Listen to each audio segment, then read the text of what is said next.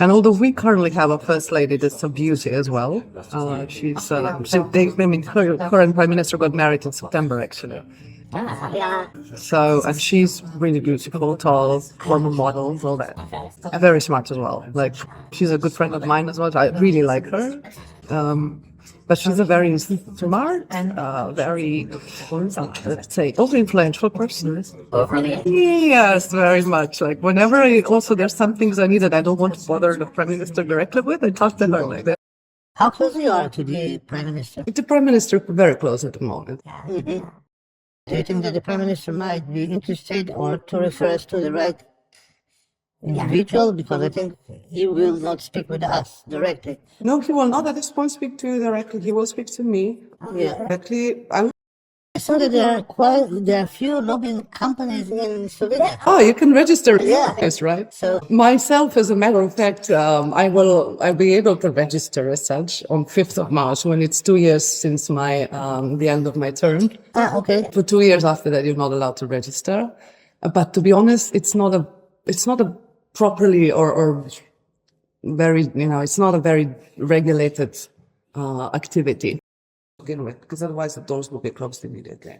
And meanwhile, while we were preparing that proposal and the first visit, I was constantly informally in touch with both the president of the management board of the company in Slovenia, with the national security advisor, with the president of the state sovereign holding, who is obviously they're managing state assets, so also in charge here, and they are decision makers in these kind of situations, and the prime minister himself, right? So they will steer me.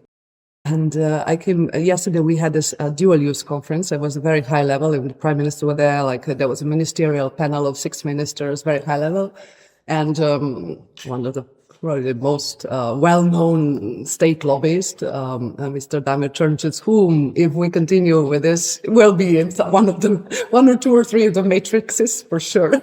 He's a very powerful person. He's currently the head of the supervisory board of the state strategic asset management company in the defense sector, right? Which has just been established, and he's very close to the prime minister as well. So I met him there, and he's like, well, because I've been trying to sit down with him for last few months, but all very busy. And he said, well, but I hear you're lobbying quite successfully. And my immediate reaction was like, I'm not lobbying. Really, it's kind of, gotten under my skin. I was like, I'm not lobbying. I'm brokering. I'm just an intermediary. I was like, that's just another word for lobbying. So I prefer to call it any different name.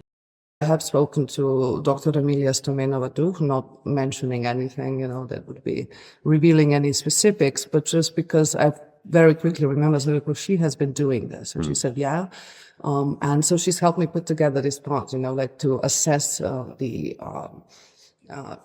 capabilities of the great access.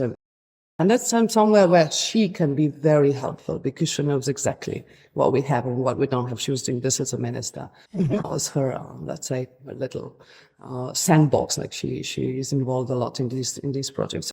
She's currently still working on this project, so that's the reason I also considered including her, to give you that also. I mean, in terms of a stakeholder, to really show you who would we need to, who are the enablers, who have the power of veto, formal, informal, who is specialized. She also left in similar circumstances.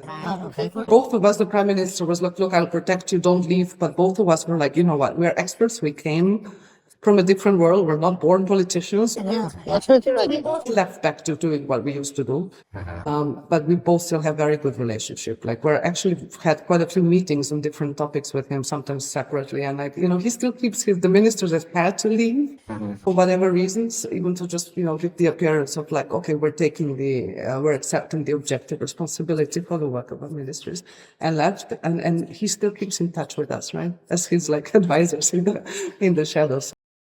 The circumstances of my leaving the government were very peculiar. I'm sure you know that we've seen all sorts of horror stories in India. There was a big corruption scandal that was planted, but it unveiled, let's say, the deep state. I think we've talked about it, right? So if I just immediately resigned, as my own party wanted, because they were involved in that scandal, unfortunately, the truth would never come out. But the prime minister supported me to stay in power for in my seat for 2 more months. So I was able to discover and protect the evidence. I used to be a prosecutor, so I knew what to do. We did, and now the criminal proceedings are well underway. So at the time because at the end I left because I wanted to leave. It was too much. It was just personally also, it was too much pressure. So you met as Yeah. Directors or even like directors of some of the companies, right?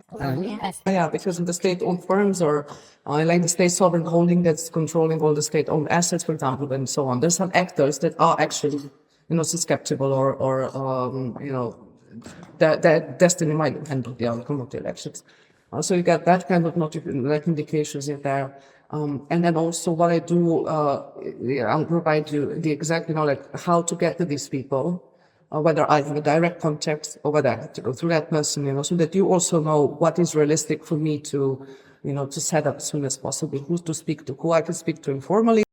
That's my approach. I tell that to all my clients because some of them prefer, look, I always start at the top because you can always go lower if necessary, but I would start at the top. Quickest, right? Yeah. I'm definitely asking for counsel, for guidance. He'll be happy to give it to me, I'm sure. And also the people that sit, like saying the president of management board of China at the moment is also my friend, sort of, from the childhood even. Yeah, it's very easy. And again, it's certainly, it's not coincidence, obviously. Because the prime minister, when he was elected, he brought over to his cabinet a lot of people from Chennai because he used to work with them. Right? So the Secretary General of the government, so his right hand, is the wife of the CEO of Chennai. With her I also have a very good relationship. We're good friends.